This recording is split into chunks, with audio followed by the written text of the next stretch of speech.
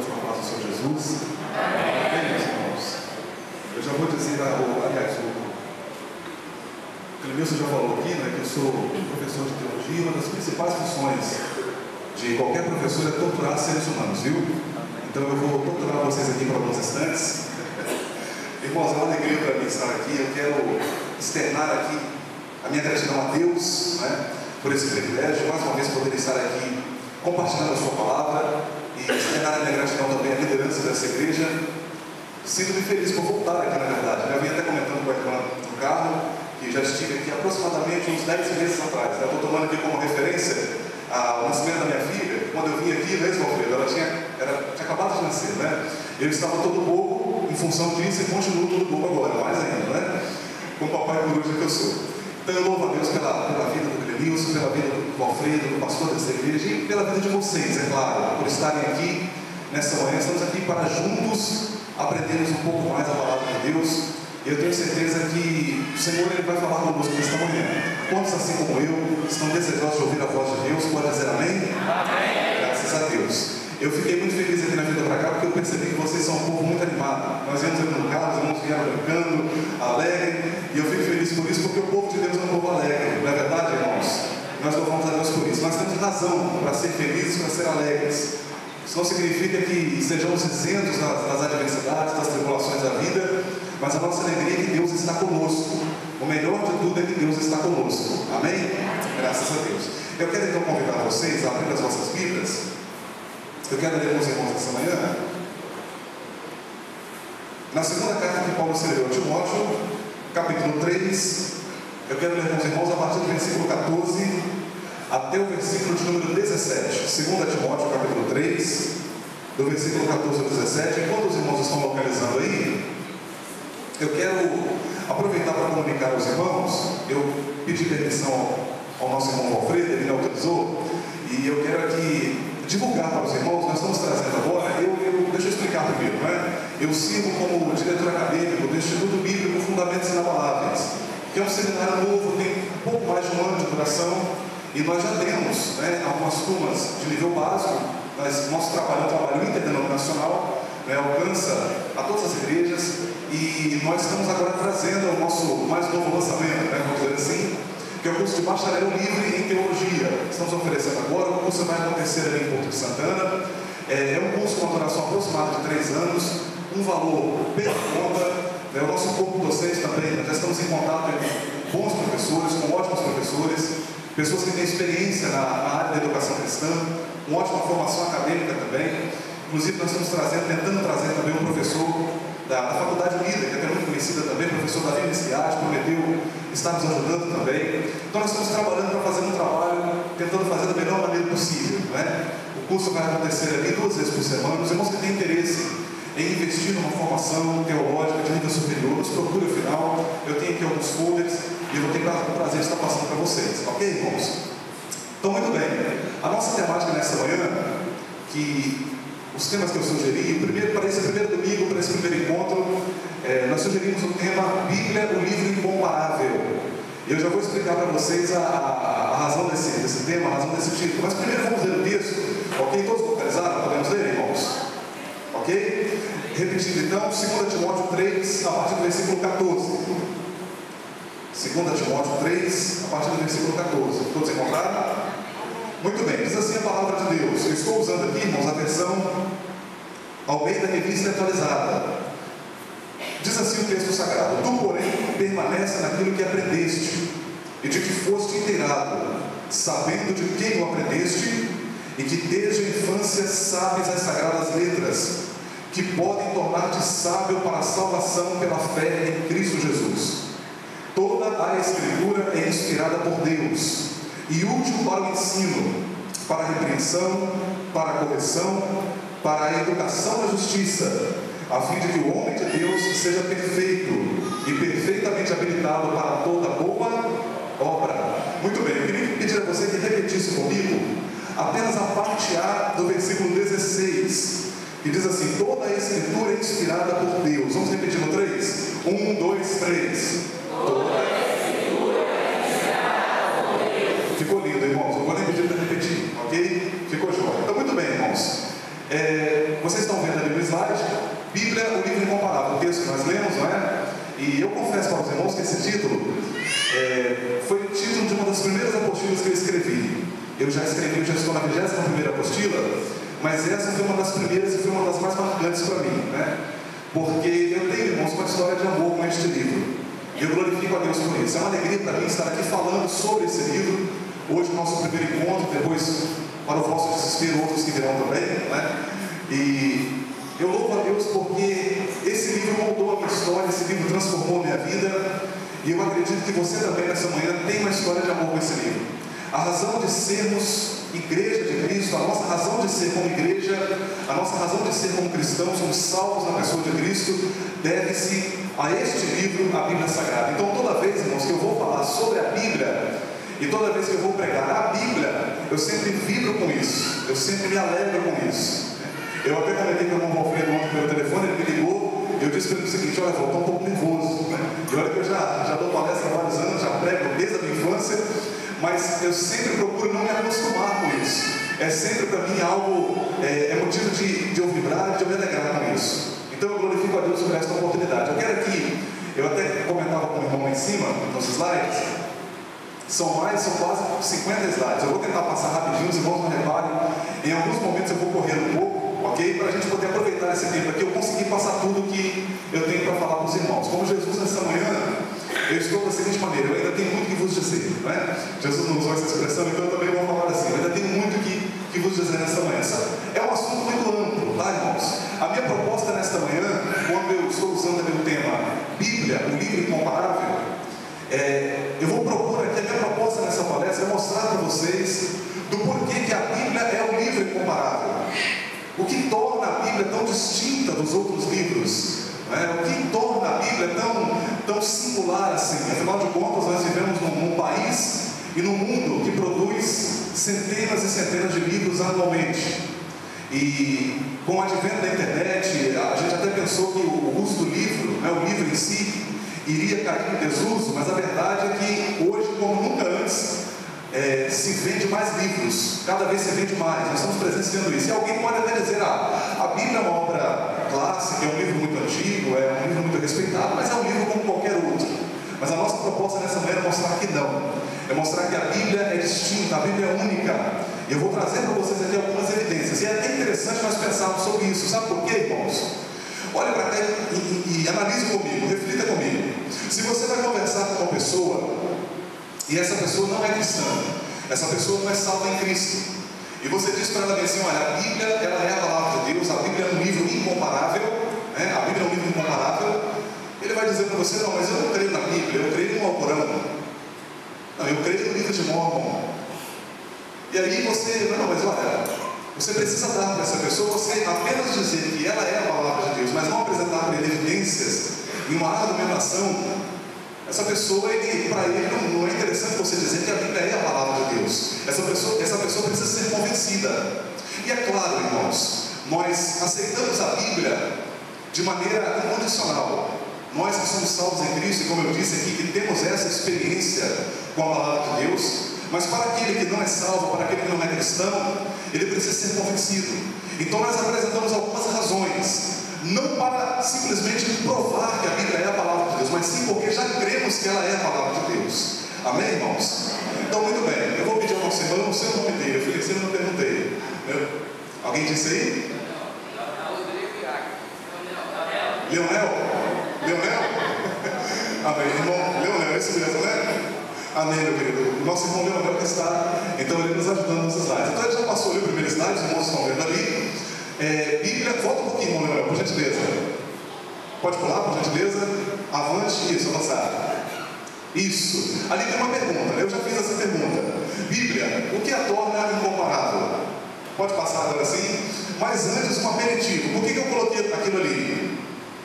É porque um aperitivo, como os irmãos sabem, é algo que abre o nosso apetite, não é isso? É algo que, vamos dizer assim, desperta o seu apetite.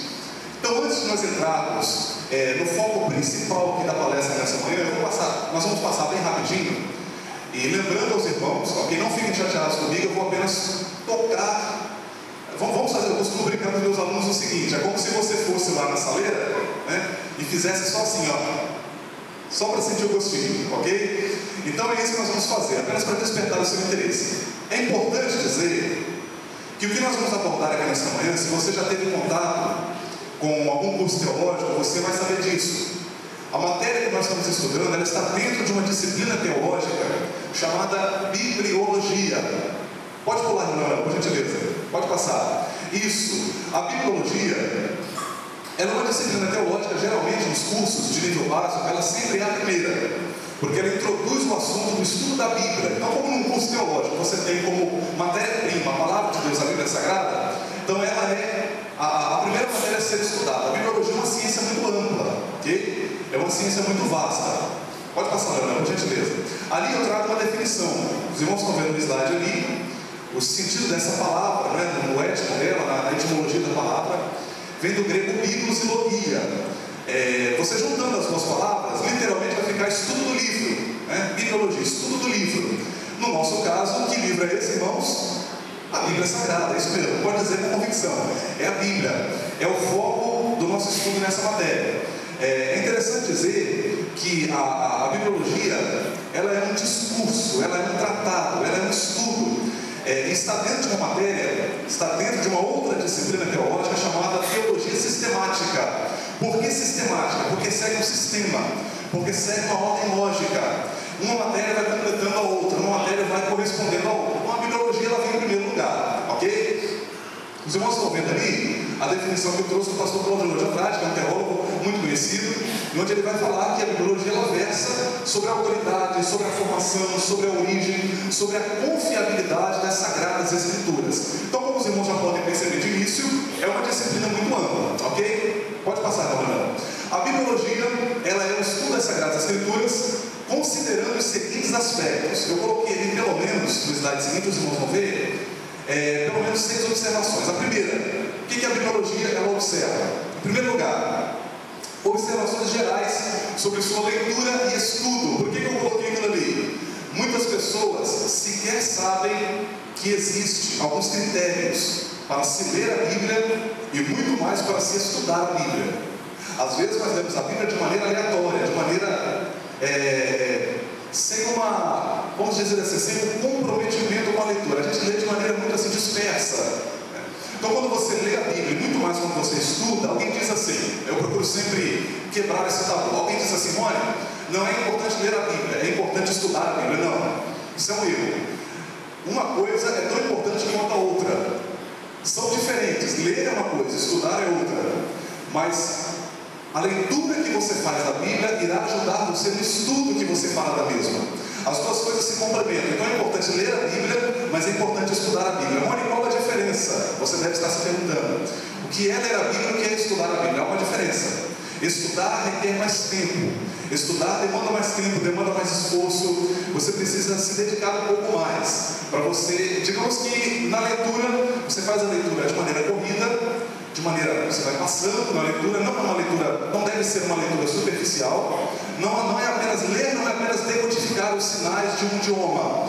Ler é você ler procurando entender o que você está lendo, mas é de maneira corrida. Você não para, você não volta, você vai lendo, né? No estudo não. No estudo você vai pesquisar, você vai procurar analisar o contexto, o sentido das palavras, então demanda mais tempo. O segundo item que a gente coloca ali, e vocês já até tiveram um contato leve com isso nessa manhã, quando os irmãos cantaram aqui, não é, a estrutura, os livros que constituem o Novo Testamento, é o segundo item do slide ali. A estrutura interna da Bíblia, considerando a sua divisão, a sua classificação. Isto é, a Bíblia está dividida em história, em poesia, nos 4 livros do Evangelho, que nós conhecemos como os Evangelhos. Ela está dividida em profecia, isso tanto no Antigo quanto no Novo Testamento. A bibliologia vai analisar isso, vai considerar isso, nós vamos estudar isso numa palestra seguinte, ok, irmãos? O terceiro item, lá está pequeno, vou olhar. A sua autoridade divina, isto é, a Bíblia como palavra escrita de Deus. E nessa manhã, eu vou me deter um pouco mais nesse item, ou seja, a Bíblia como palavra de Deus. Afinal de contas, o que torna a Bíblia a palavra de Deus? O que é que caracteriza a Bíblia como a palavra de Deus? Então eu vou me deter um pouco nesse item nessa manhã. O quarto ponto que nós colocamos ali, os irmãos estão vendo ali no slide, que é a questão do cânon sagrado.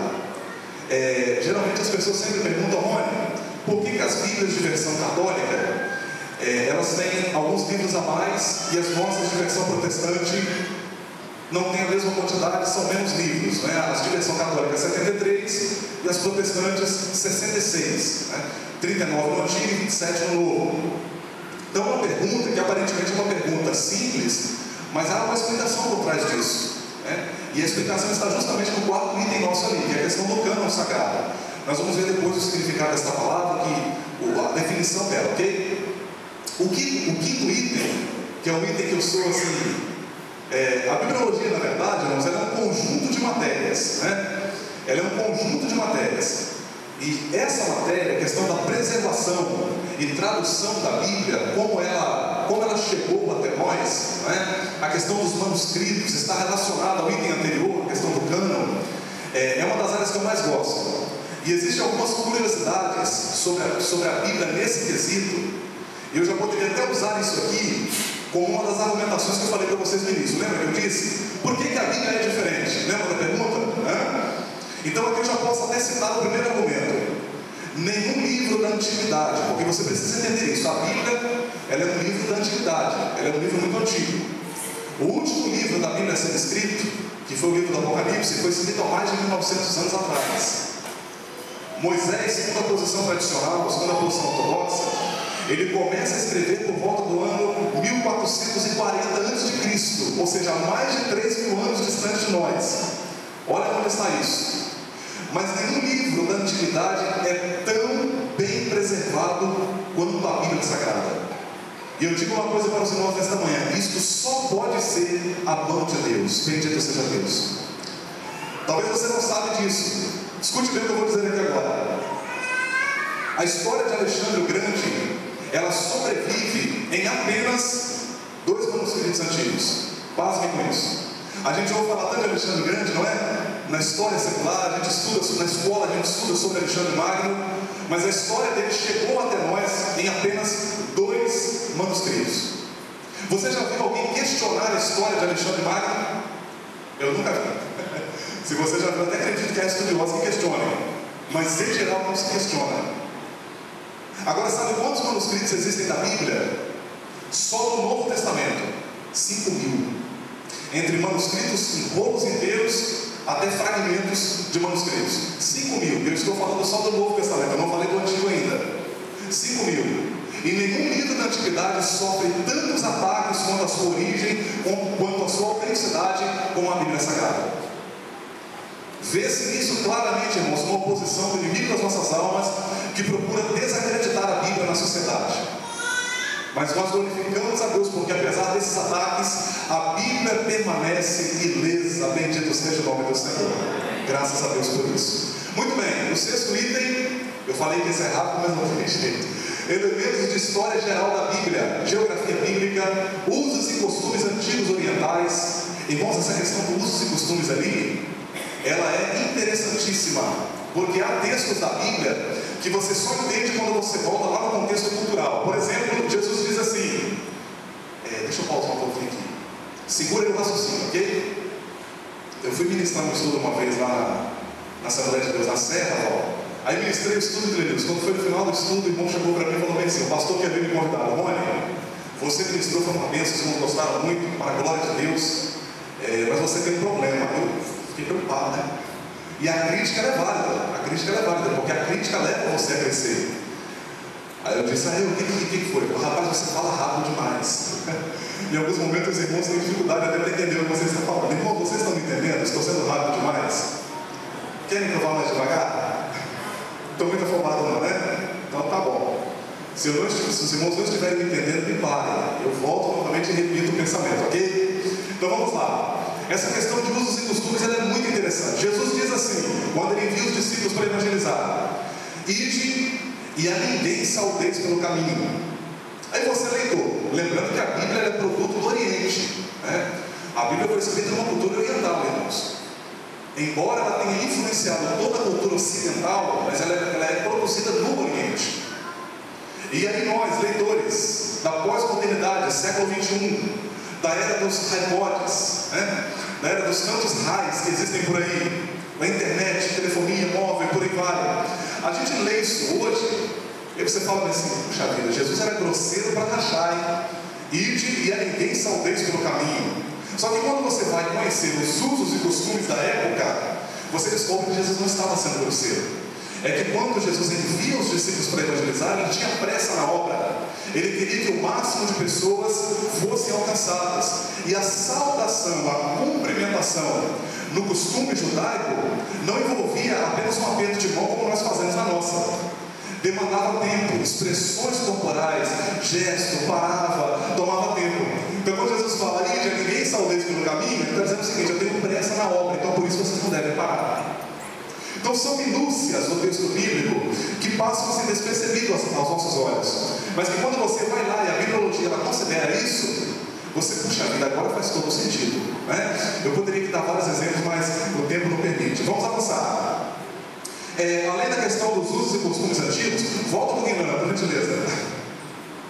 Isso, pode ir até o 6º. Aí, segura aí. Sistemas de medidas, pesos e moedas, cronologia bíblica geral, história das nações antigas contemporâneas, não é um livro, aquele é proposital. História das nações antigas, mas que são antigas, mas são contemporâneas. Existem várias, como por exemplo Israel, como por exemplo o Irã, que na Bíblia é chamado de Pérsia. Até pouco tempo atrás o Irã, pouco tempo assim, né? Até 1910, por aí, o Irã se chamava Pérsia. É uma nação antiga, o Iraque, né? que na Bíblia é aquela região ali compreendida entre o Eufrates e o Tigre. Hoje, Iraque, Turquia.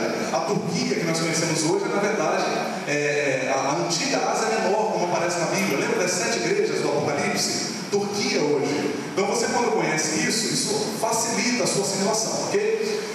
Por fim, assim, estudo dos personagens e dos livros da Bíblia e das dificuldades bíblicas, ok? Então, esses são alguns itens considerados ali pela bibliologia. Vamos avançar então.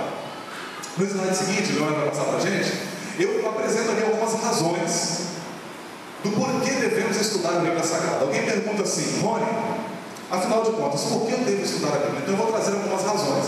Vamos lá. Eu trago ali uma frase do apóstolo Paulo, que é uma frase clássica. Quando ele escreve a Timóteo, alguns estudiosos vão dizer que Timóteo ainda era muito jovem, né? Ele devia ter por volta dos 30 anos, quando Paulo escreve a ele. E ele era um obreiro muito aplicado. E Paulo vai dizer o seguinte: procura apresentar-te a Deus. Leiam para mim.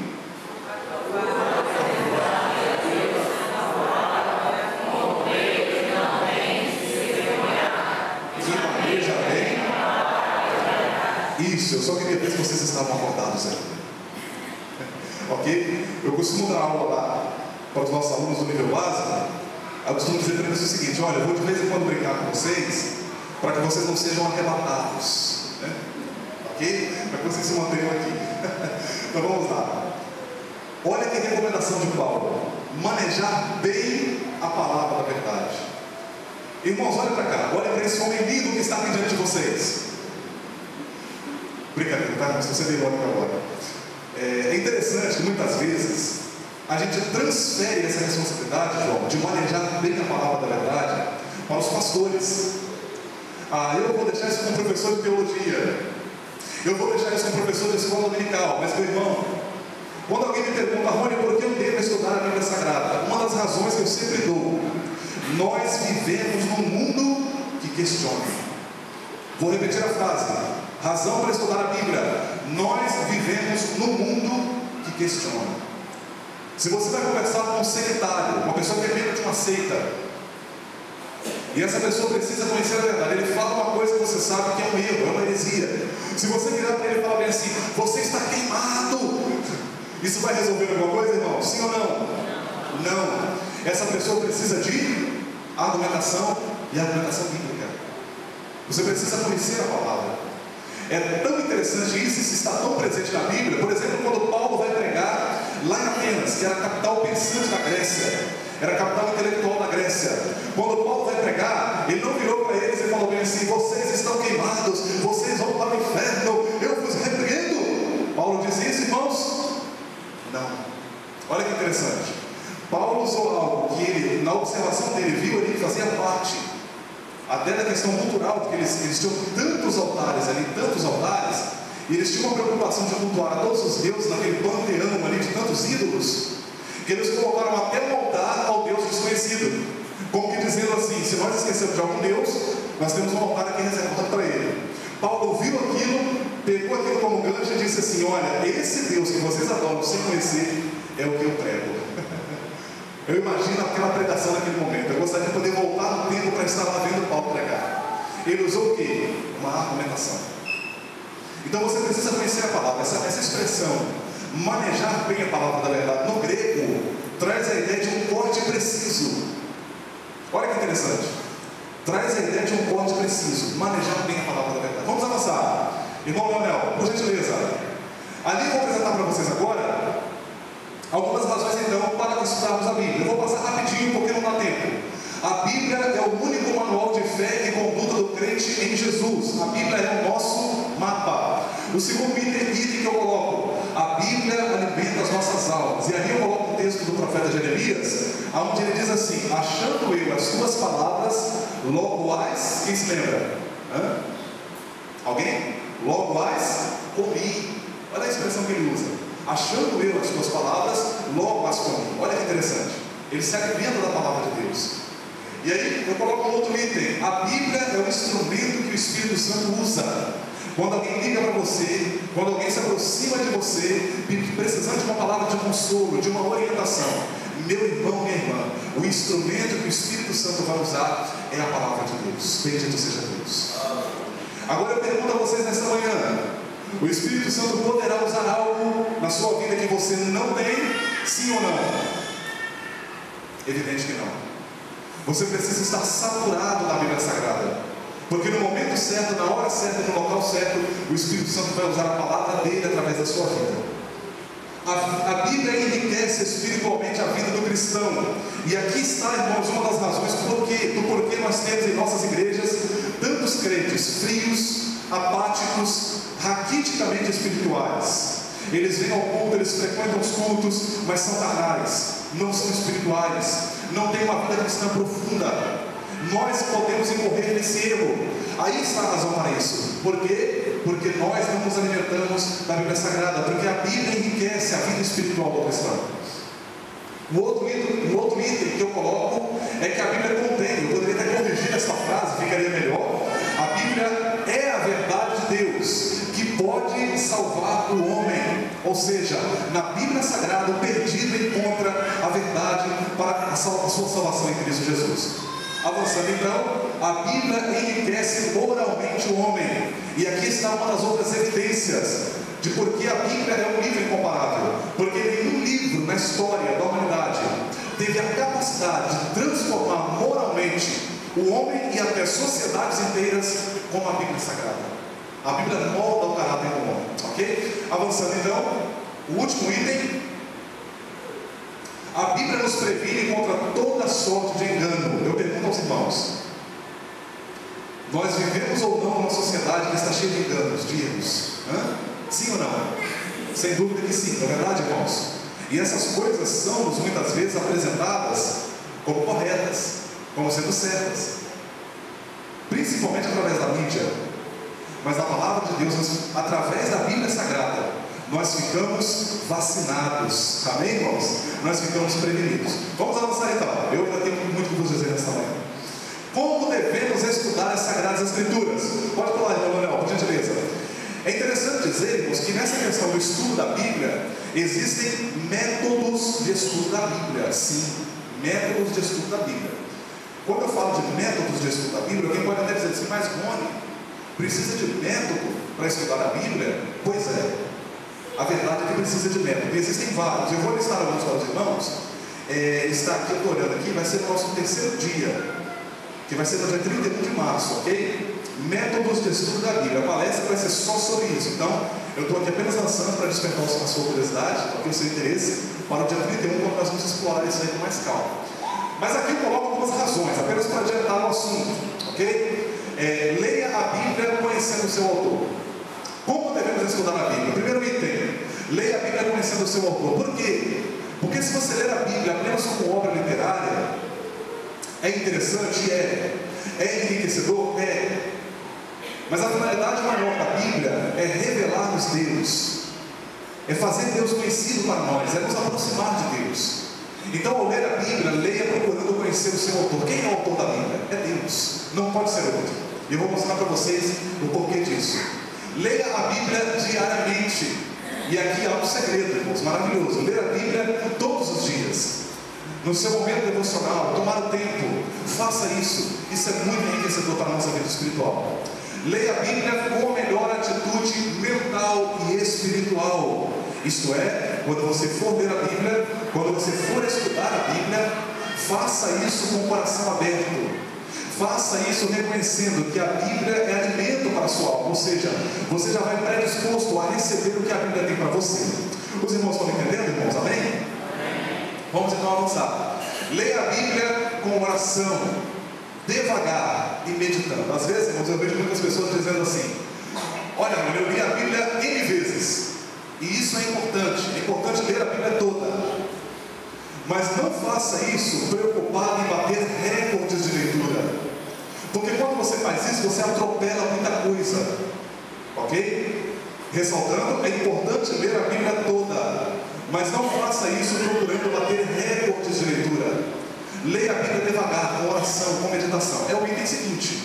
É importante dizer, leia a Bíblia toda, mas faça isso somando ao item anterior, ok? Que é ler a Bíblia toda.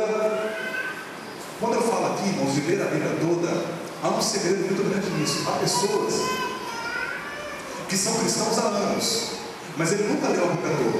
Eu pergunto a vocês, se você compra um livro e começa a ler aquele livro, da metade para frente, você vai ter um bom aproveitamento? Você vai conseguir entender a mensagem toda daquele livro? Evidente que não, irmãos. Vamos tomar uma comparação mais simples aqui, uma comparação grosseira. Se você vai assistir um filme e começa a assistir aquele filme, o filme tem 1h20, você começa a assistir lá nos 20 minutos finais. Você vai entender o filme? Evidente que não. Com a Bíblia não é diferente. A Bíblia ela tem uma mensagem que começa no Gênesis e termina no Apocalipse. Quando você lê a Bíblia toda, você entende a mensagem toda da Bíblia. Portanto, invista nisso e faça isso e será bênção para a sua vida. Muito bem? Vamos avançar. A Bíblia como livro. Agora eu tenho que passar mais rapidinho ainda, irmãos, porque eu não sei o que é isso. Parece que eu pegar esse microfone aqui, as horas passam voando, né? Eu tenho uma frase ali de um poeta, Victor Hugo. Eu estou falando agora sobre a Bíblia como livro, tá? E eu vou passar a mostrar a vocês aqui algumas curiosidades sobre a Bíblia como livro, tá? O pastor Antônio Gilberto, que é um grande teólogo da minha denominação, ele vai dizer o seguinte, ele diz que, ele compara, eu acho interessante a comparação que ele faz. Olha para cá, ele compara a Bíblia a uma mão. Quando eu faço isso aqui, quantas mãos vocês estão vendo? Uma mão, não é isso? Mas quantos lados tem essa mão? Alguém disse? 2 lados. Muito bem, minha irmã. Quantos lados tem essa mão, irmãos? 2 lados. Por favor, irmãos, falem com veemência, porque eu quero ter a certeza de que vocês não foram arrebatados. Quantos lados tem essa mão, irmãos? 2 lados. Isso, agora sim, já fiquei até mais animado. Então, olha que interessante. Essa mão ela tem 2 lados. Assim é a Bíblia. Quando você olha para a Bíblia, ela é uma só, mas ela tem 2 lados. Quais lados são esses? O lado divino e o lado humano. No lado divino, nós focamos na mensagem da Bíblia, na mensagem que está no texto. Ou seja, a Bíblia é a palavra de Deus, a Bíblia é procedente de Deus. Nós vamos explorar isso mais nessa manhã. Mas a Bíblia também é um livro. Ela chega até nós através de um texto, através de línguas, através de culturas. E nesse sentido você precisa avaliar a Bíblia, você precisa entender, você precisa conhecer. Porque nesse sentido ela chega até nós através de vias humanas, porque ela é um livro. Ok? E aí, falando dela como livro, Victor Hugo vai dizer o seguinte: há um livro que desde a primeira letra até a última é uma emanação superior. Um livro que contém toda a sabedoria divina. Um livro que a sabedoria dos povos chamou o livro, a Bíblia. Eu acho interessante essa frase final: espalhar evangelhos em cada aldeia, uma Bíblia em cada casa. Você pode dizer graças a Deus por isso? Amém?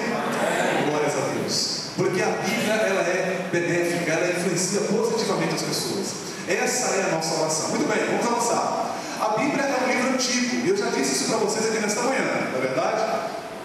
O Antigo Testamento ele demora um período aproximado de 1500 anos para ser todo escrito.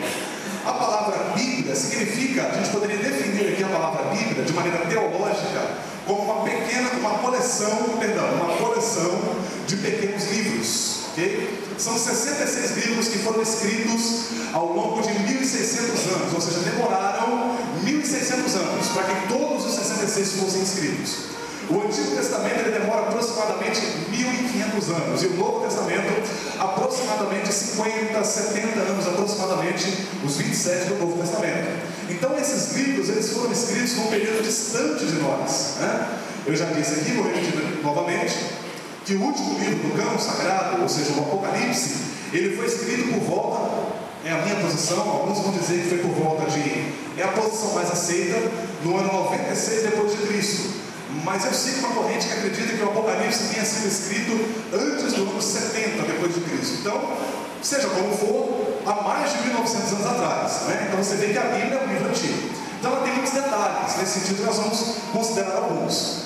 Eu trago aqui para mostrar para vocês que alguém pode pensar que a Bíblia, né, teve sempre essa facilidade, não é? De papel.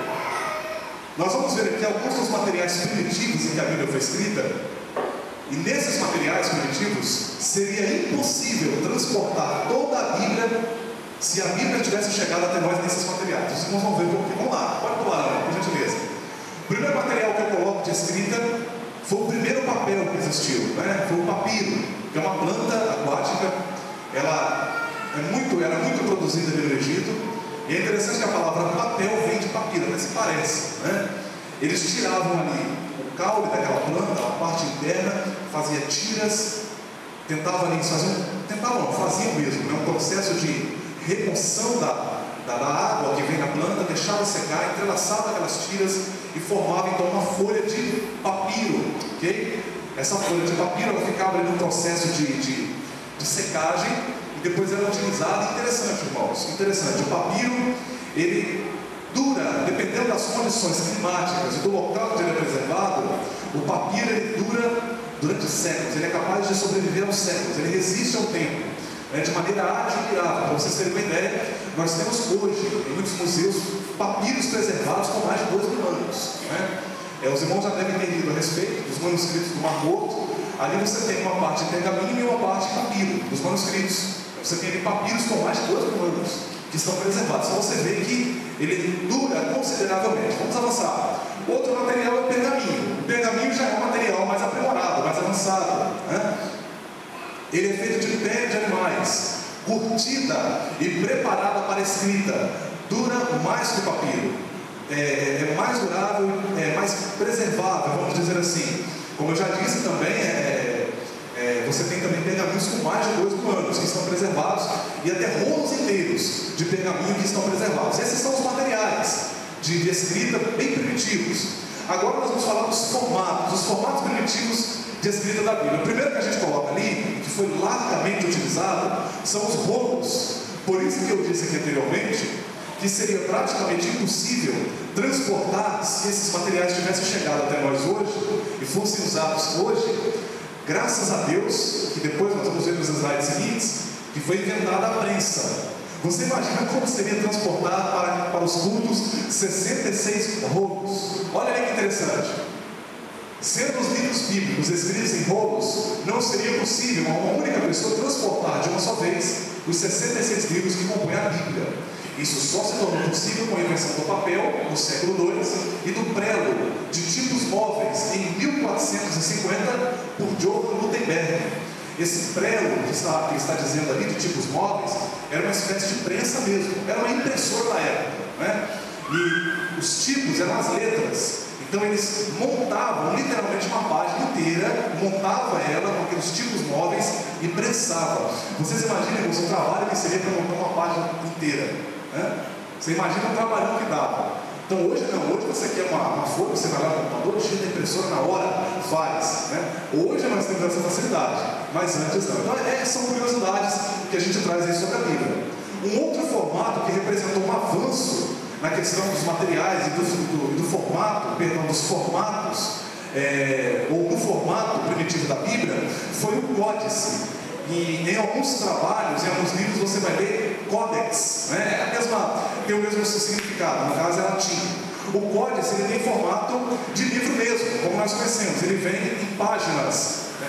Isso facilitou a leitura, porque no rolo, você para ler, você tinha todo o trabalho de desenrolar um lado e enrolar o outro. Você não tinha muita facilidade para localizar determinado texto bíblico. Mas no códice isso foi mudado e facilitou muito mais. É bem mais fácil, né? Você só passa aqui. Então isso foi um avanço também significativo. Vamos avançar. Eu trago aqui também uma outra curiosidade. Eu vou até passar rapidinho porque não vai dar para falar. São a questão das línguas originais da Bíblia. Os irmãos sabem que a Bíblia ela chega até nós através de duas línguas principais. Houve outras, né? Mas as principais, o grego e o hebraico. Eu vou falar um pouquinho sobre o grego rapidinho. Pode falar um pouquinho, Leonel, por gentileza? O grego para o Novo Testamento e o hebraico para o Antigo Testamento. Eu faço questão de trazer aqui o texto para que os irmãos possam ver a distinção que há entre a grafia grega e a nossa grafia. Eu acredito que para algumas pessoas aqui é novidade, talvez nunca viram. Olha que diferença, não é, irmãos? E a pronúncia também é bem diferente da nossa, né? O grego, ele é um pouco mais parecido com o português. Em que sentido? Porque ele se escreve, ali você tem um texto de João 1:3, tá? Ele se escreve da esquerda para a direita. Agora o hebraico não. O hebraico é um pouquinho mais complicado. Olha para o hebraico. Bem diferente, não é, irmãos? E um detalhe interessante sobre o hebraico. O Antigo Testamento ele foi todo escrito em hebraico, com exceção de alguns textos. Por exemplo, nós temos ali Daniel capítulo 2 até o capítulo 7 que foi escrito em aramaico, né? Mas a maioria foi escrita em hebraico. Olha que interessante. O hebraico, para facilitar a vida dos tradutores, ele é escrito da direita para a esquerda. Quando você pega uma Bíblia hebraica, se você já teve a oportunidade de fazer isso, você vai ver que o funcionamento dela é ao contrário, né? Não se lê da esquerda para a direita, mas da direita para a esquerda. Você fica até meio perdido na hora que você pega assim. Você é tão acostumado com a nossa língua, né, da esquerda para a direita, o hebraico é o contrário. Então você vê que são línguas bem distintas da nossa. E o trabalho de tradução, irmãos, é um trabalho colossal. Para vocês terem uma ideia, uma tradução da Bíblia, ela pode demorar, em média, a média dos tradutores não é 5 anos para o Novo e 10 anos para o Antigo. Nós temos de glorificar a Deus, irmãos, pelo trabalho que as sociedades bíblicas desempenham. No Brasil, a Sociedade Bíblica do Brasil, né, que faz um trabalho maravilhoso. Para vocês terem uma ideia, a SBB no ano passado, ela vendeu 6 milhões de Bíblias e distribuiu 60 milhões. Ela faz um trabalho maravilhoso. Então, irmãos, fazer o trabalho de transpor a mensagem que está numa língua para outra é um trabalho colossal, né? É uma série de nuances. Hoje eu não vou falar muito nisso, porque também nós vamos ter uma palestra sobre isso e vou explorar isso mais à frente, ok? Pode passar, irmão Leonel, por gentileza. Pode pular. Eu vou pedir o irmão Leonel para ir passando. Eu vou fazer o seguinte, irmãos, eu vou pular essa sequência, porque já são 9 e 9. Eu não vou conseguir explorar tudo ali. Eu achei que daria, mas a minha previsão foi muito falha, né? Eu vou pular esses slides. Pode passar, irmão Leonel, por gentileza. Ali eu vou trazer alguns detalhes sobre a questão de como era escrito, os materiais que eram utilizados, a tinta, que era uma tinta feita de carvão, tinha uma durabilidade extraordinária, né? Pode avançar, irmão, pode pulando. Eu coloco ali também a questão de alguns critérios para a escrita dos livros sagrados, né? Os escribas eles eram extremamente meticulosos na produção desse material, tinham de se lavar por inteiro, podem escrever o nome de Deus em hebraico, havia detalhes como, por exemplo, se duas letras se juntassem ali no manuscrito, aquele manuscrito era reprovado. Era um critério rigorosíssimo na produção desse material. É por isso que a Bíblia é um livro de altíssima confiabilidade. Esse é um dos fatores principais, porque os escribas que copiavam manualmente o texto sagrado, eles eram muito criteriosos. Vamos avançar. Pode falar, Leonel. Então, muito bem. Aí, agora sim. Nós chegamos aqui agora, irmãos. Tudo isso que eu falei até agora foi só um aperitivo, tá, irmãos? Agora nós chegamos na refeição principal, ok? Isso foi apenas para mostrar para vocês Eu sei que um pouco do que eu falei aqui é um pouco técnico, não é? Mas é porque eu precisava situar a igreja dentro do assunto, ok? Eu precisava situar a igreja dentro da matéria que nós estamos estudando. A gente volta agora lá na pergunta original: o que torna a Bíblia esse livro incomparável?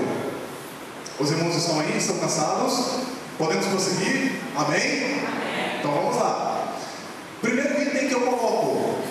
Não repara ali, irmãos, a produção dos slides, porque foi eu mesmo que fiz, tá?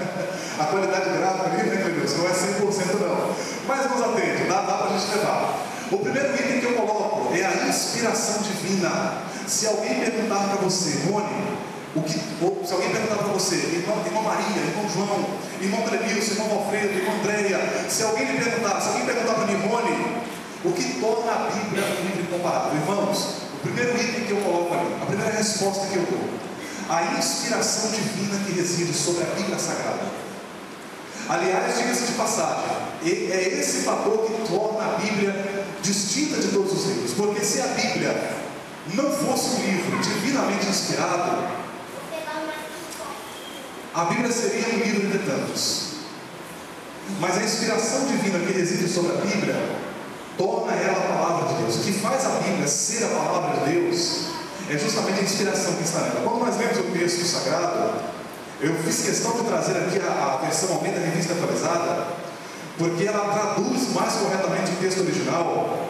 Porque se você ler na corrigida, está escrito bem assim: toda escritura divinamente inspirada. Dá a entender que somente parte da escritura é inspirada.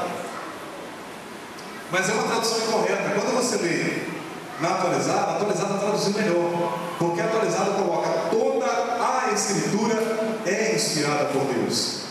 Paulo está dizendo aqui que todo o conjunto das Sagradas Escrituras é divinamente inspirado. Quando você fala que a Bíblia é inspirada por Deus, você está dizendo que ela é procedente de Deus.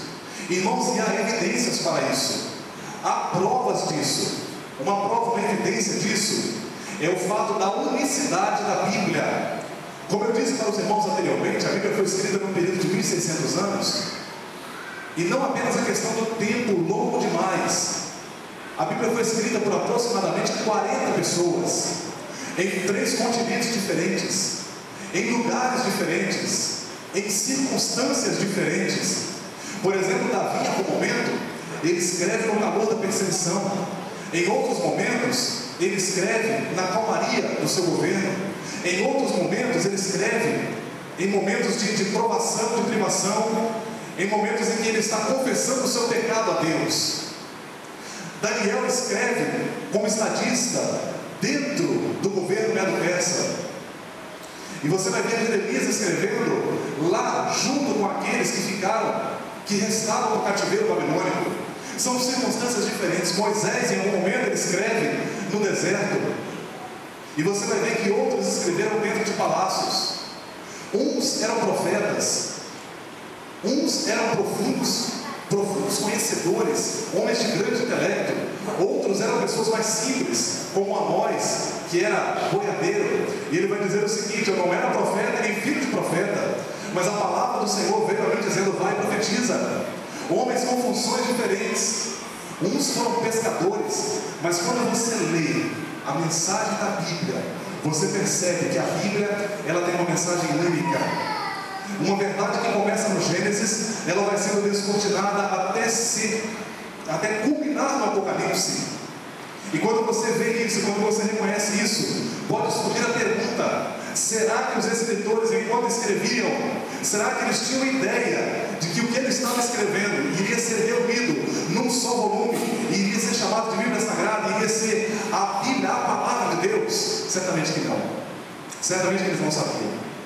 E se você perguntar para mim assim: Rony, então qual a razão de a Bíblia, apesar de todas essas circunstâncias, de todas essas variantes, qual a razão de a Bíblia ser tão uníssona, ter uma mensagem tão única? A razão disso, irmãos, é que a mente que guiava os escritores na produção do texto sagrado era uma só, era a mente divina, era a mente de Deus. Bendito seja o nome do Senhor. Esta é uma evidência, irmãos, plausível e inquestionável. Quando eu falo da inspiração da Bíblia, eu coloco ali, os irmãos estão vendo, 3 fatos pertinentes à inspiração bíblica, à inspiração da Bíblia. O primeiro fato é a causa, e a causa eu acabei de dizer para vocês, a causa é Deus. Ou seja, a inspiração divina, ela tem origem em Deus. Deus é o causador dessa inspiração. O segundo item que eu coloco é a mediação profética. E aqui eu vou dar uma paradinha só para considerar esse ponto para vocês. Quando você fala da mediação profética, você está dizendo que a Bíblia, ela é produto de uma ação profética de Deus sobre os escritores. Não apenas no sentido de dizer que alguns deles eram profetas, no sentido de ser uma função, como Jeremias, como Isaías, como Ezequiel e tantos outros. Mas veja que algumas pessoas que não exerceram o ofício profético, eles são reconhecidos como profetas de Deus. Porque o que era um profeta? O profeta era alguém que recebia a mensagem de Deus e comunicava. Ele era um porta-voz de Deus. Então, nesse sentido, os escritores bíblicos, eles foram profetas. Davi mesmo, ele é chamado de profeta. Quando Pedro, lembra do sermão do dia de Pentecostes? Quando Pedro prega, ele se refere a Davi como profeta. Mas Davi não foi um profeta como Jeremias, como Isaías, como Ezequiel. Mas ele é chamado de profeta. Por quê? Porque a mensagem, os salmos que ele escreveu, foram de conteúdo profético. A Bíblia chega até nós. Ela chega até nós através de uma mediação profética. O terceiro item que eu coloco, volta um pouquinho, Manuel, por gentileza. Isso. A autoridade escrita. Meus amados irmãos, nesta manhã eu quero dizer para vocês que, com muita convicção e com muita alegria, eu prego a inerrância bíblica. Eu não prego a inerrância das traduções da Bíblia, porque as traduções contêm erros. E isso é até natural, porque o processo de tradução, ele é muito criterioso, ele é muito meticuloso. Mas a Bíblia Sagrada, como nos originais, quando na pena do escritor, sem dúvida alguma, a Bíblia, ela se apresenta como um livro isento de erros. Autoridade escrita, isenta de erros geográficos, históricos. É tão interessante falar sobre isso, que por muito tempo, irmãos, a Bíblia, ela foi questionada em algumas de suas declarações, em algumas de suas afirmações. A Bíblia, ela citava, ou ela cita, claro, ela cita um povo chamado Hitita, ou Heteus, depende da tradução. E é interessante falar sobre isso porque durante muito tempo a história, os historiadores, os cientistas diziam que a Bíblia estava errada, porque ela citava um povo do qual não havia nenhuma comprovação arqueológica, porque é um povo da antiguidade. Até que a arqueologia encontrou vestígios desse povo e ficou comprovada a historicidade. A Bíblia era o único documento que citava esse povo. E os críticos caíram de corrente em cima da Bíblia dizendo que a Bíblia estava errada. Mas a arqueologia comprovou e mais uma vez a Bíblia mostrou-se como um livro isento de erros e verdadeiro. Existe hoje uma ciência chamada arqueologia bíblica. Na verdade, irmãos, não é uma ciência reconhecida, vamos dizer assim, no meio acadêmico. Você não vai para uma universidade e você vai falar arqueologia bíblica, Mas devido à quantidade de achados que têm sido feitos nessa área e que tem comprovado a narrativa bíblica, e isso continua acontecendo cada vez mais a par do arqueólogo vem descortinando verdades bíblicas, dá-se o nome então de arqueologia bíblica.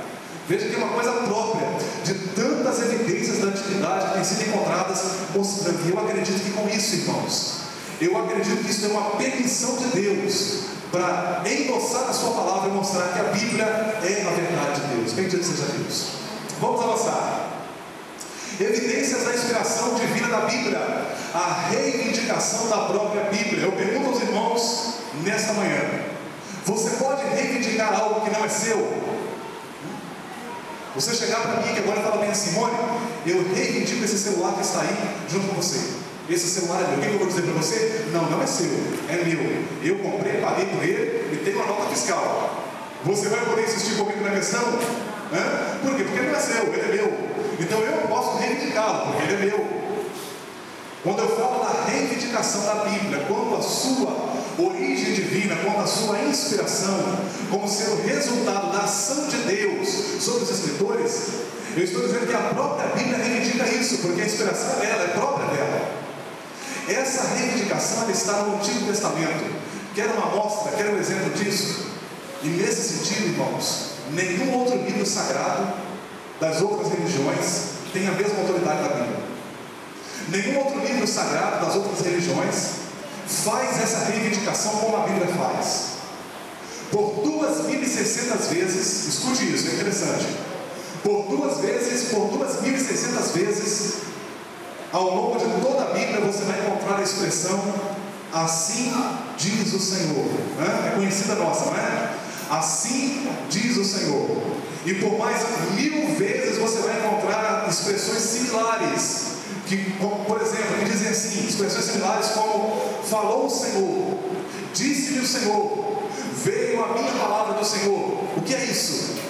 O escritor bíblico, enquanto estava escrevendo, ele estava dizendo o seguinte: olha, a palavra que eu estou pregando, ela está baseada na autoridade de Deus, ela é de Deus, ela é procedente de Deus. Bendito seja o nome do Senhor. Essa reivindicação está no Antigo Testamento e ela está também no Novo Testamento. Alguém pergunta, Rony, o Novo Testamento confirma a inspiração do Antigo, porque o Novo Testamento ele cita o Antigo várias vezes, ele se baseia no Antigo Testamento, mas e o Novo Testamento como fica? É interessante notar, irmãos, que o Novo Testamento também reivindica para si a sua origem divina.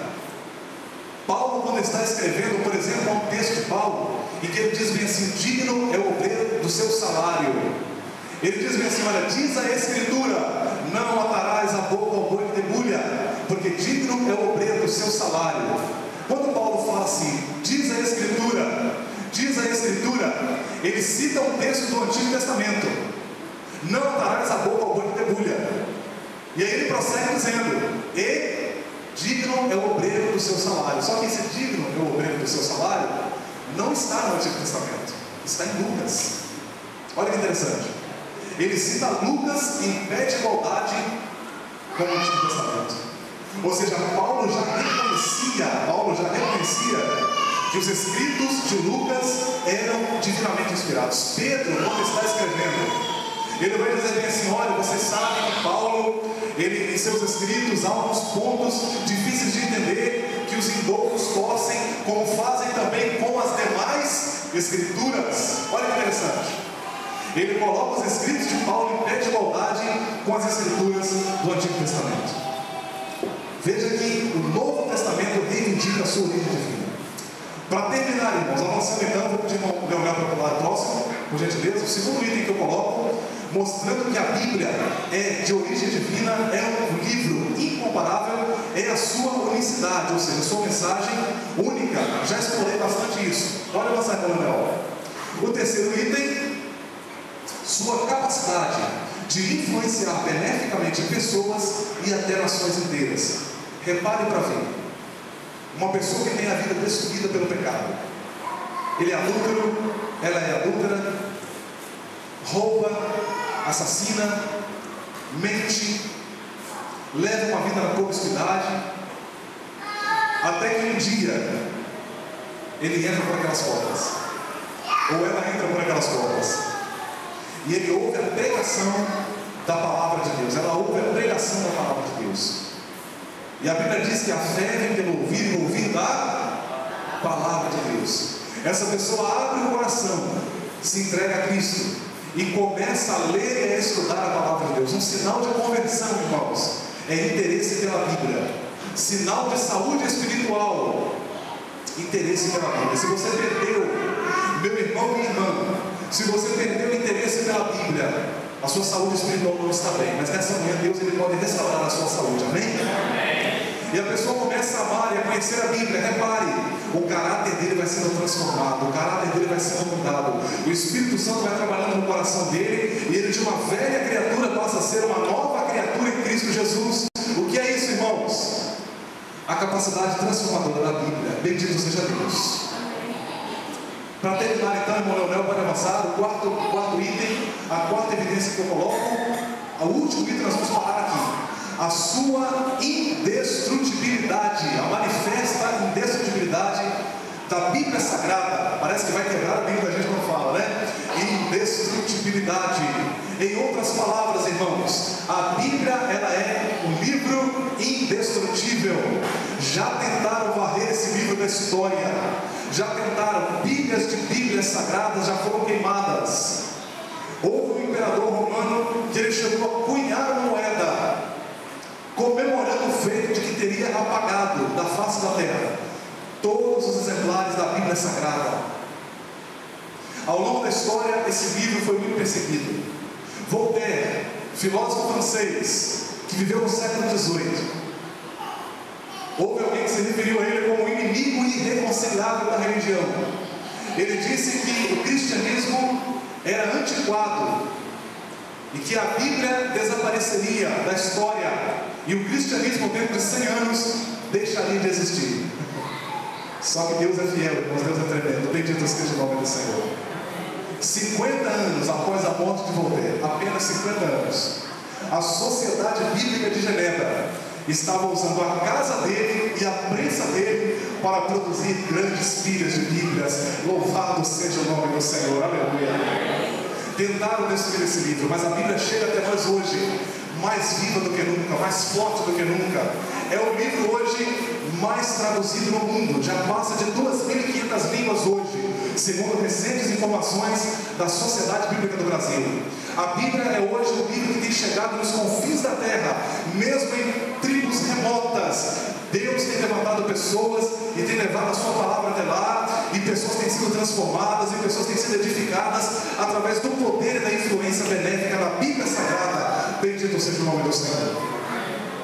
A Bíblia é hoje o livro mais impresso, mais editado, mais publicado, que mais recebe citações. A Bíblia está hoje de pé, permanece de pé, e segundo estimativas, já passa da casa dos 6 bilhões de exemplares vendidos e distribuídos no mundo todo. Bendito seja Deus. Eu queria que você aplaudisse o Senhor por isso. A Bíblia é indestrutível, porque Deus mesmo tem tido cuidado de preservar a sua palavra. Eu queria orar por você nesta manhã. E queria agradecer a você pela sua paciência nesses momentos de desespero que você passou comigo aqui. E eu tenho uma má notícia para dar para você. Semana que vem eu voltarei.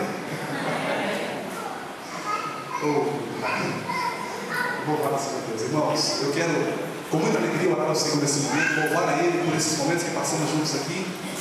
E eu reafirmo que a Bíblia é a palavra de Deus. A Bíblia não se torna a palavra de Deus. A Bíblia não é a palavra de Deus apenas enquanto você a lê. A Bíblia não contém a palavra de Deus. A Bíblia é a palavra de Deus. Vamos orar no Senhor nesse momento? Pai querido, Pai celeste, eu quero a Deus te louvar, eu quero, Senhor, te glorificar. Porque, Senhor, como temos lido aqui, ó Deus, a tua palavra, ela nos corrige, ela nos ensina, ela nos instrui, ela nos admoesta, ela nos torna sábios para a salvação que há em Cristo Jesus, pela fé. Senhor, eu te louvo por cada vida, por cada irmão, por cada pessoa, Pai, que adentrou aqui este templo nessa manhã. Deus, de uma forma muito especial, eu quero te agradecer, louvar ao Senhor e pedir a tua bênção sobre este projeto, sobre este programa. Senhor, que tu possas abençoar cada palestra cada vez mais, e que cada vez mais nós possamos sair daqui edificados, alimentados, desejosos, interessados em conhecer mais a tua palavra.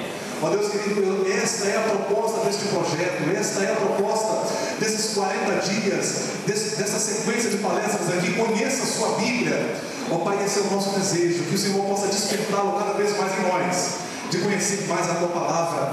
Porque, Senhor, eu acredito que quanto mais nós nos aproximamos da Bíblia Sagrada, com fé, com oração, com meditação, crendo que ela é a tua palavra, mais, ó Deus, nós damos frutos para a glória do teu nome, mais nós influenciamos a sociedade, mais nós evangelizamos, mais, ó Deus, nós estamos cheios, ficaremos cheios da tua graça e da tua unção. Ó Pai, que a tua palavra é fonte de avivamento para mim, para a tua igreja, para nós. Portanto, Senhor, renova em nós a sede, o desejo de conhecer a tua palavra. É a minha oração nesta manhã, é a nossa oração nesta manhã, ó Deus. Pai, eu te louvo e oro a ti, apoiado